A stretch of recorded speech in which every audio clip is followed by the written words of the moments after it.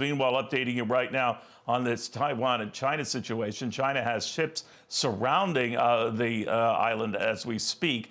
There's very little margin for error as they keep penetrating a barrier they're not supposed to. That is, the Chinese. Representative Rob Wittman of Virginia was among the first to meet with the Taiwan president when she was visiting the U.S. and came to the Reagan Library.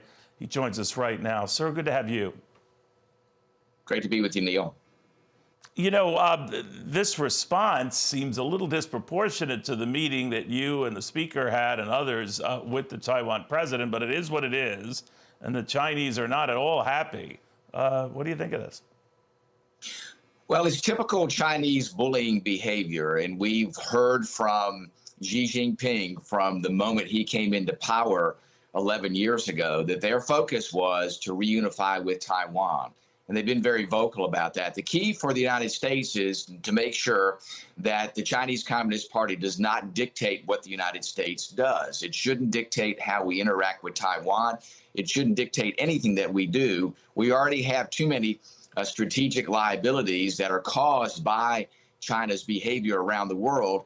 Capitulation is not a policy that the United States should in any way, shape, or form put forward in relation to China's demands.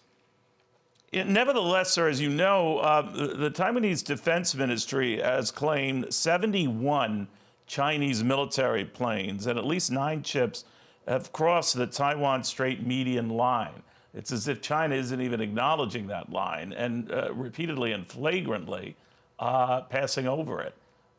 To you, is that an act of war preparation?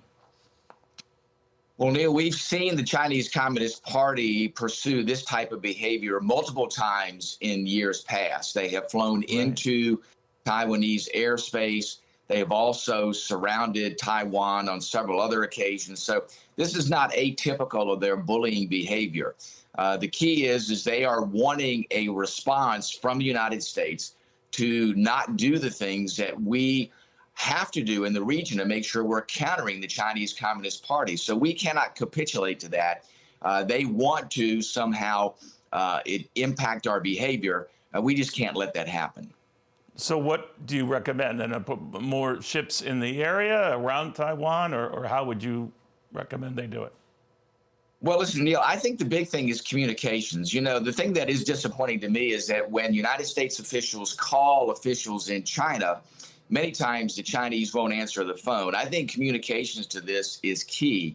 You know, we don't want to find ourselves in a conflict, but that doesn't mean that we should capitulate to China. I think making very, very certain that our actions are about having that conversation, about assuring that both countries can coexist in the region, but not capitulating to the CCP. All right, Congressman, thank you. Keep us posted. Have a safe Easter in the meantime, sir. Thank you again. Thank you. I'm Steve Doocy. I'm Brian Kilmeade. And I'm Ainsley Earhart. And click here to subscribe to the Fox News YouTube page to catch our hottest interviews and most compelling analysis.